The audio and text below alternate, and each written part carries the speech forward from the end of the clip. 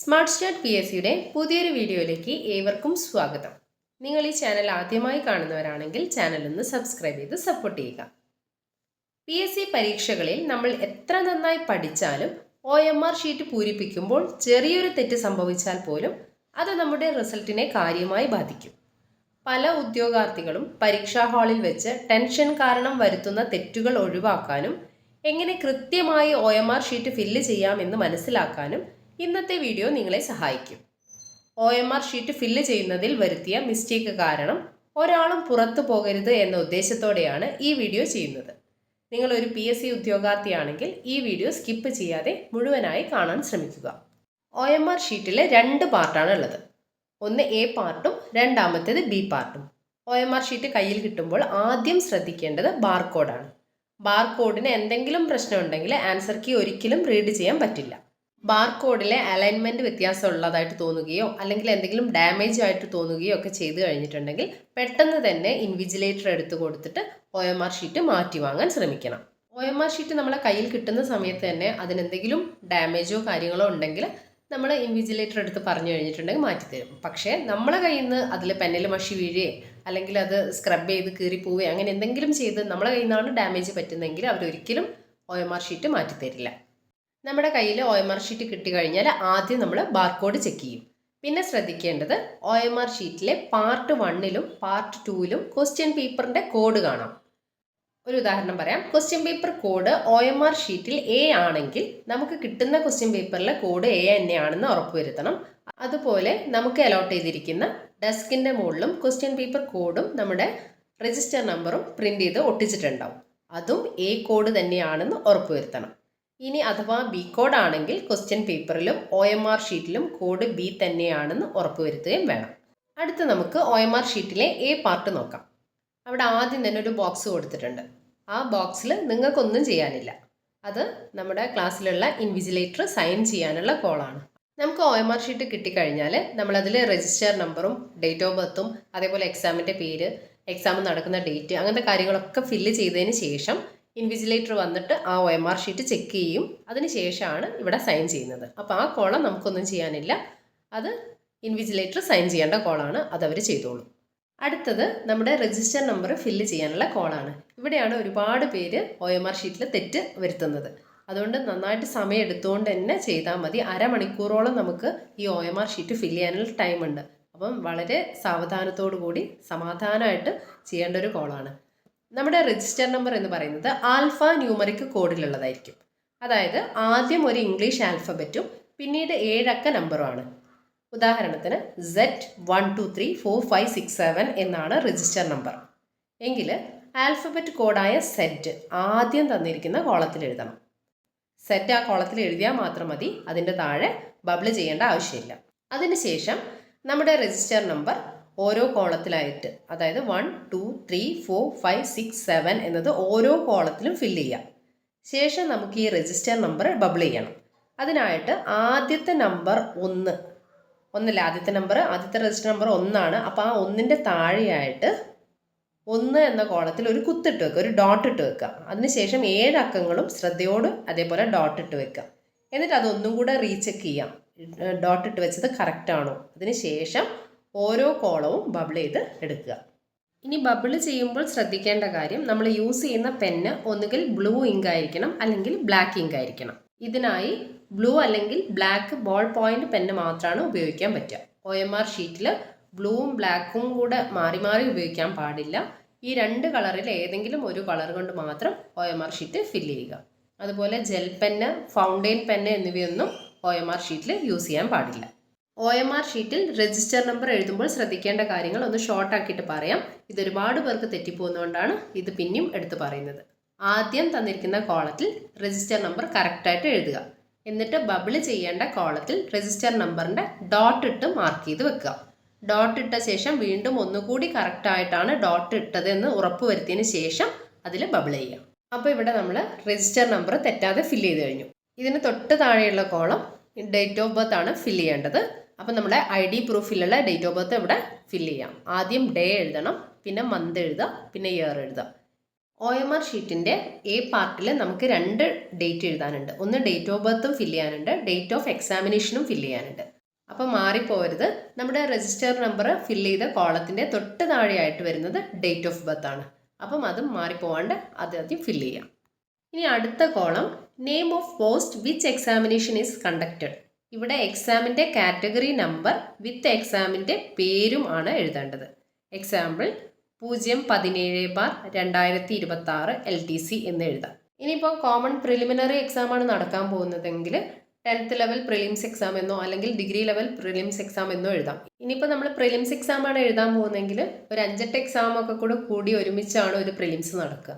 അപ്പം ആ എക്സാംസിൻ്റെ ഒക്കെ പേരും കാറ്റഗറി നമ്പറും എഴുതുന്നതിന് പകരം കാറ്റഗറി നമ്പർ മാത്രം ആയിട്ട് എഴുതിയാലും മതി. ഇതെന്തായാലും ഹാൾ ടിക്കറ്റിൽ ഉണ്ടാവും, അത് നോക്കിയിട്ട് കൃത്യമായിട്ട് എഴുതിയാൽ മതി. ഇത്രയും കാര്യങ്ങൾ നമ്മൾ ഫില്ല് ചെയ്തതിന് ശേഷം അതിൻ്റെ തൊട്ട് താഴെയായിട്ട് ഡേറ്റ് ഓഫ് എക്സാമിനേഷൻ എന്നൊരു കോളം കൂടിയുണ്ട്. അതിൽ എന്നാണോ എക്സാം നടക്കുന്നത് ആ എക്സാമിൻ്റെ ഡേറ്റും മന്തും ഇയറും ആണ് അവിടെ ഫില്ല് ചെയ്യേണ്ടത്. ഇപ്പം നമ്മൾ OMR ഷീറ്റിലെ പാർട്ട് എ ഭാഗം കംപ്ലീറ്റ് ആയിട്ട് ഫില്ല് ചെയ്ത് കഴിഞ്ഞു. OMR ഷീറ്റിലെ പാർട്ട് എ ഭാഗത്താണ് നമ്മൾ എന്തെങ്കിലും തെറ്റ് വരുത്തുന്നതെങ്കിൽ OMR ഷീറ്റ് ഇൻവാലിഡേറ്റ് ആകാനാണ് സാധ്യത. എന്നാൽ പാർട്ട് ബിയിലാണ് തെറ്റ് വരുന്നതെങ്കിൽ നമുക്ക് നെഗറ്റീവ് മാർക്ക് വരാനുള്ള സാഹചര്യം കൂടുതലാണ്. ഇനി നമ്മൾ നോക്കാൻ പോകുന്നത് OMR ഷീറ്റിലെ പാർട്ട് ബി ഭാഗത്തെ പറ്റിയാണ്. OMR ഷീറ്റിൽ സാധാരണയായി ഉദ്യോഗാർത്ഥികൾ വരുത്തുന്ന തെറ്റുകളാണ് ഇനി പറയുന്നത്. ഒരു ആൻസർ ബബിൾ ചെയ്യുമ്പോൾ, അതായത് ഒന്നാമത്തെ ക്വസ്റ്റ്യൻ്റെ ആൻസർ സി ഓപ്ഷൻ ആണെങ്കിൽ സി എന്ന സർക്കിൾ മുഴുവനായിട്ട് നമ്മൾ ബബിൾ ചെയ്യണം. അല്ലാതെ ഓപ്ഷൻ വരുന്ന സർക്കിളിൽ ടിക്ക് ചെയ്യുകയോ അല്ലെങ്കിൽ ഭാഗികമായി കറുപ്പിക്കുകയോ സർക്കിളിന് പുറത്തേക്ക് കറുപ്പിക്കുകയോ ഒക്കെ ചെയ്യുന്നത് ഇൻവാലിഡ് ആൻസർ ആയിട്ടാണ് കണക്കാക്കുക.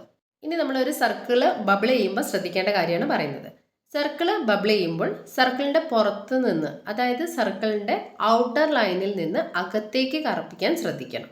സർക്കിളിൻ്റെ ഔട്ടർ ലൈനിൽ നിന്ന് അകത്തേക്ക് കറുപ്പിക്കുന്നതാണ് ഒരു ഈസി മെത്തേഡ്. അങ്ങനെയാവുമ്പോൾ പെട്ടെന്ന് ബബിൾ പുറത്തേക്ക് പോകാൻ ചാൻസ് കുറവാണ്. പിന്നെ കോമൺ ആയിട്ട് ഉദ്യോഗാർത്ഥികൾ ചെയ്യുന്ന ഒരു തെറ്റാണ് ഒരു ക്വസ്റ്റ്യൻ്റെ കോളത്തിൽ തന്നെ 2 ഓപ്ഷനും ബബിൾ ചെയ്ത് പോവുക. അങ്ങനെ വരുമ്പോഴും ആ ക്വസ്റ്റ്യനും ഇൻവാലിഡ് ആയിട്ട് പോകും. ഒരു ഉദാഹരണം പറയുകയാണെങ്കിൽ, രണ്ടാമത്തെ ക്വസ്റ്റ്യൻ്റെ ആൻസർ നമ്മൾ ആദ്യം വായിച്ചപ്പോൾ ആൻസർ ഡി ആണെന്ന് കണ്ടെത്തി. അത് നമ്മൾ ഡി ബബിൾ ചെയ്തു. പിന്നീട് ഒന്നുകൊണ്ട് നോക്കിയപ്പോഴാണ് ആൻസർ ഡി അല്ല എ ആണെന്ന് മനസ്സിലാവുന്നത്. പിന്നീട് എയും ബബിൾ ചെയ്തു. ഇങ്ങനെ ആൻസർ വരികയാണെങ്കിൽ ആ ആൻസറിന് മാർക്ക് ലഭിക്കില്ല. ഞാൻ പറഞ്ഞു മനസ്സിലായെന്ന് വിചാരിക്കുന്നു. അതായത് ഒരു ക്വസ്റ്റ്യന് ഒന്നിൽ കൂടുതൽ ബബിൾ ചെയ്യാൻ പാടില്ല. അഥവാ തെറ്റിപ്പോയാൽ അത് സ്ക്രബ് ചെയ്യാനോ അല്ലെങ്കിൽ ബ്ലേഡ് വെച്ച് ചിരണ്ടിപ്പോക്കാനൊന്നും ശ്രമിക്കരുത്. അത് OMR ഷീറ്റ് ഡാമേജ് ആകാനുള്ള സാധ്യത വളരെ കൂടുതലാണ്. അതുകൊണ്ട് ഒന്ന് തെറ്റിപ്പോയാൽ അത് വിട്ടേക്കുക, എന്നിട്ട് അടുത്ത ക്വസ്റ്റ്യനിലേക്ക് പോകാം. പിന്നെ ഒരു കാര്യം പറയാനുള്ളത്, മാത്സ് ഒക്കെ നമുക്ക് വർക്കൗട്ട് ചെയ്യാനുണ്ടെങ്കിൽ അത് ക്വസ്റ്റ്യൻ പേപ്പറിൻ്റെ ബാക്ക് സൈഡിൽ തന്ന വർക്ക്ഷീറ്റിൽ മാത്രം വർക്കൗട്ട് ചെയ്യാം. OMR ഷീറ്റിലോ ഹാൾ ടിക്കറ്റിൻ്റെ ബാക്ക് സൈഡിലൊന്നും വർക്കൗട്ട് ചെയ്യാൻ പാടില്ല. OMR ഷീറ്റ് ഫില്ല് ചെയ്യുമ്പോൾ നമുക്ക് പറ്റിപ്പോകുന്ന തെറ്റുകളും ആ തെറ്റുകൾ വരാതെ ഇരിക്കാൻ എന്തൊക്കെ കാര്യങ്ങൾ ശ്രദ്ധിക്കാം എന്നൊക്കെയാണ് നമ്മൾ പറഞ്ഞത്. OMR പരീക്ഷയുമായി ബന്ധപ്പെട്ട് ഉദ്യോഗാർത്ഥികൾക്ക് PSC നൽകുന്ന നിർദ്ദേശങ്ങളാണ് ഇനി പറയുന്നത്. ഈ ഇൻസ്ട്രക്ഷൻ നമ്മുടെ OMR ഷീറ്റിൻ്റെ ബാക്ക് സൈഡിൽ നമുക്ക് കാണാനാകും. ഓരോ ഇൻസ്ട്രക്ഷൻസും പറയാം. ഒപ്റ്റിക്കൽ മാർക്ക് റീഡർ ഉപയോഗിച്ച് മൂല്യനിർണ്ണയം നടത്താൻ കഴിയുന്ന പരിഷ്കരിച്ച OMR ഉത്തരക്കടലാസുകളാണ് ഈ പരീക്ഷയ്ക്ക് നൽകുക. രണ്ടാമത്തെ ഇൻസ്ട്രക്ഷൻ, പ്രിന്റിംഗ് അല്ലെങ്കിൽ നിർമ്മാണ തകരാറുകൾ ഒഴികെ മറ്റൊരു കാരണത്താലും OMR ഷീറ്റോ ചോദ്യപേപ്പറോ മാറ്റി നൽകുന്നതല്ല. മൂന്നാമത്തേത്, ഉത്തരക്കടലാസിൻ്റെ പാർട്ട് എയിൽ രജിസ്റ്റർ നമ്പർ, ജനന തീയതി, തസ്തികയുടെ പേര്, പരീക്ഷാ തീയതി എന്നിവ രേഖപ്പെടുത്താനുള്ളതാണ്. പാർട്ട് ബി നിങ്ങളുടെ ഉത്തരങ്ങൾ അടയാളപ്പെടുത്താനുള്ളതാണ്. രജിസ്റ്റർ നമ്പറിനും ജനന തീയതിക്കുമായി നൽകിയിട്ടുള്ള കോളങ്ങളിൽ നിങ്ങളുടെ രജിസ്റ്റർ നമ്പറും ജനന തീയതിയും അതത് ബോക്സുകളിൽ എഴുതുകയും അതിനനുസരിച്ചിട്ടുള്ള ബബിളുകൾ പൂർണ്ണമായി കറുപ്പിക്കുകയും ചെയ്യുക. രജിസ്റ്റർ നമ്പറിന് മുന്നിലുള്ള ഇംഗ്ലീഷ് അക്ഷരം അതിനായി നൽകിയിട്ടുള്ള പ്രത്യേക ബോക്സിൽ എഴുതേണ്ടതാണ്. OMR ഷീറ്റിൻ്റെ പാർട്ട് ബിയിൽ ഓരോ ചോദ്യത്തിനും നേരെയുള്ള ശരിയായ ഉത്തരത്തിന് നേരെയുള്ള ബബിൾ പൂർണ്ണമായും കറുപ്പിക്കുക. OMR ഷീറ്റിലെ കുമിളകൾ കറുപ്പിക്കുന്നതിനായി നീലയോ കറുപ്പോ മഷിയുള്ള ബോൾ പോയിന്റ് പേന മാത്രം ഉപയോഗിക്കുക. ഉത്തരക്കടലാസ് കീറാനോ നനയ്ക്കാനോ അഴുക്കാക്കാനോ പാടില്ല. OMR ഷീറ്റിൻ്റെ മറുപുറത്തുള്ള നിർദ്ദേശങ്ങൾ വായിക്കുക. OMR ഉത്തരക്കടലാസിൻ്റെ മധ്യത്തിലുള്ള ബാർ കോഡിൽ യാതൊരുവിധ കേടുപാടുകളും വരുത്തരുത്. അല്ലാത്ത പക്ഷം നിങ്ങളുടെ ഉത്തരക്കടലാസ് അസാധുവാകും. ഉത്തരക്കടലാസിൻ്റെ പാർട്ട് എയിൽ വിവരങ്ങൾ രേഖപ്പെടുത്തുമ്പോൾ ഉണ്ടാകുന്ന തെറ്റുകൾ ഉത്തരക്കടലാസ് അസാധുവാകുന്നതിന് കാരണമാകും. പുതിയ OMR ഷീറ്റ് നൽകുന്നതല്ല. ഉദ്യോഗാർത്ഥികൾക്ക് അനുവദിച്ചിട്ടുള്ള ചോദ്യപേപ്പർ ആൽഫ കോഡ് അവരുടെ സീറ്റുകളിൽ രജിസ്റ്റർ നമ്പറിനോടൊപ്പം രേഖപ്പെടുത്തിയിട്ടുണ്ട്. പാർട്ട് ബിയിൽ ഓരോ ചോദ്യത്തിനും ശരിയായ ഉത്തരത്തിന് നേരെയുള്ള ബബിൾ മാത്രം കറുപ്പിക്കുക. ഉദാഹരണത്തിന് നിങ്ങളുടെ ഉത്തരം സി ആണെങ്കിൽ സി എന്ന ബബിൾ മാത്രം കറുപ്പിക്കുക. ഓരോ ശരിയായ ഉത്തരത്തിനും 1 മാർക്ക് ലഭിക്കും. എന്നാൽ ഓരോ തെറ്റായ ഉത്തരത്തിനും 1/3 മാർക്ക് കുറയ്ക്കുന്നതാണ്. ഒന്നിലധികം ഉത്തരങ്ങൾ അടയാളപ്പെടുത്തുകയോ അടയാളപ്പെടുത്തിയ ഉത്തരത്തിൽ മാറ്റങ്ങൾ വരുത്തുകയോ ചെയ്യുന്നത് നെഗറ്റീവ് മാർക്കിന് കാരണമാകും. കണക്ക് കൂട്ടലുകൾ ആവശ്യമാണെങ്കിൽ ചോദ്യപേപ്പറിൻ്റെ അവസാനം നൽകിയിട്ടുള്ള ബ്ലാങ്ക് ഷീറ്റ് ഉപയോഗിക്കുക. ഉത്തരക്കടലാസിൽ മറ്റൊരിടത്തും യാതൊരുവിധ അടയാളപ്പെടുത്തലുകളും നടത്തരുത്. ഉദ്യോഗാർത്ഥി കുറഞ്ഞത് ഒരു ചോദ്യത്തിനെങ്കിലും ഉത്തരം നൽകണം. അല്ലാത്ത പക്ഷം ഉത്തരക്കടലാസ് അസാധുവാക്കപ്പെടും.